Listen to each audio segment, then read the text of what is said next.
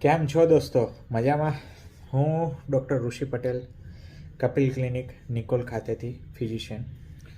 હવે એક આજે ઇન્ટરેસ્ટિંગ કેસ વિશે વાત કરવા જઈ રહ્યો છું તમારા પાસે કે ક્યારેક ક્યારેક એક રિલેટિવ અને એક ડૉક્ટર તરીકે તમે પેશન્ટના અમુક લક્ષણોથી તમે છેતરાઈ શકો છો. એમાંનો એક કેસ કે 53 વર્ષના એક મહિલા કે જેણે 15 દિવસથી ઝીણો ઝીણો તાવ આવતો હતો. લોકલ ડૉક્ટર પાસેથી દવાઓ લેતા હતા, ખાવા પીવાનું ઓછું કર્યું, બાટલા ચડાયા, દવાઓથી મટે નહીં. પછી અચાનકથી જે દિવસે દાખલ થવા આવ્યા એ દિવસે એમને શ્વાસ ચડવા માંડ્યો એટલે આપણે તમને બી ખ્યાલ હશે કે એક્સરે કરાવે ડૉક્ટર. એક્સરેમાં ન્યુમોનિયાની અસરની ખબર પડી, દવાઓ ઇન્જેક્શન ચાલુ કર્યા તો પણ બીપી ઘટી ગયું તો જે ઉપર ના આવે.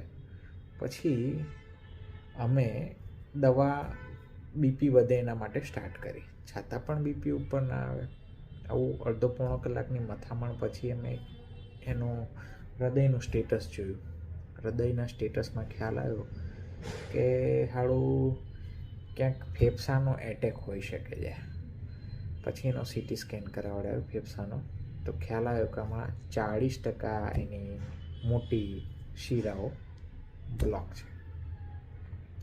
અંતે ન્યુમોનિયા એ ફેફસાના એટેકમાં સાથે સાથે કન્વર્ટ થયો કેસ અને લોહી પતલું કરવાની દવા ચાલુ કરી.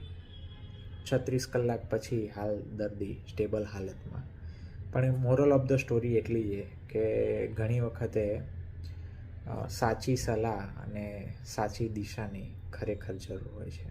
Thank you.